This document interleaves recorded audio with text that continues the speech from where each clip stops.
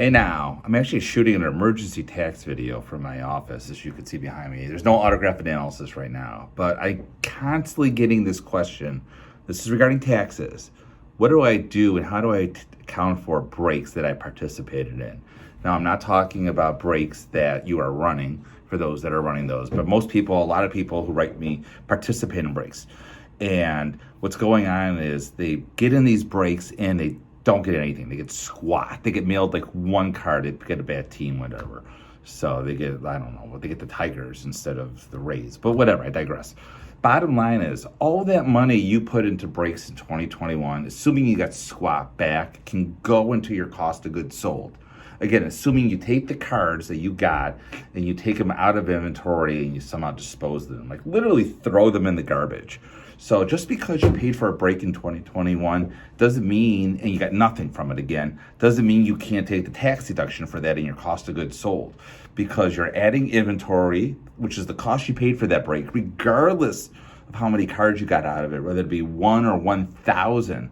The cost you got out of that, the cost you put into that, let's say it's $100 you put in, and now you got one card. Now that basis, theoretically, let's say the card real value is worth $1. But the basis, you paid $100 for this break, you got the one card. The basis is still $100. I understand that's not the fair value, that's the basis. Again, the basis is what you put into that card, that $1. Let's say you take that one card and you throw it away. You literally throw it away. You tear it up, throw it away.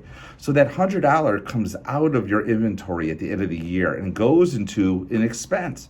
So you literally have $100 of expenses you could put in to your inventory. That's right, not into your cost of goods sold at the end of the year if you're doing a Schedule C. Or even if you're doing a Schedule D, which is you're treating this as an investment and not as a business, you still can take that deduction as part of your overall cost basis for all the cards you sold or disposed. Because remember, you tore that up, you got rid of it, you dispose it. Don't put it into your personal collection. That's really not the spirit of the law. But if you really got donated, like donate the card, give it away to a kid, whatever you want. But take all those breaks, all that money, and figure out how much that was that year and use that to your benefit.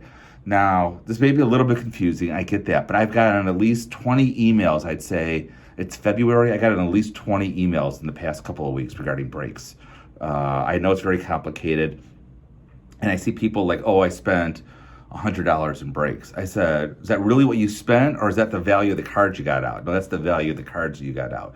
No, if you got $100 of cards out, but you put $1,000 into breaks last year, and assuming, again, the rest of the cards you got are crap, they're garbage, you got away, you have a $900 loss you could take against that $100 income. So really, you've lost $900 instead of worrying about that $100 card. I know that still may complicate things a little bit.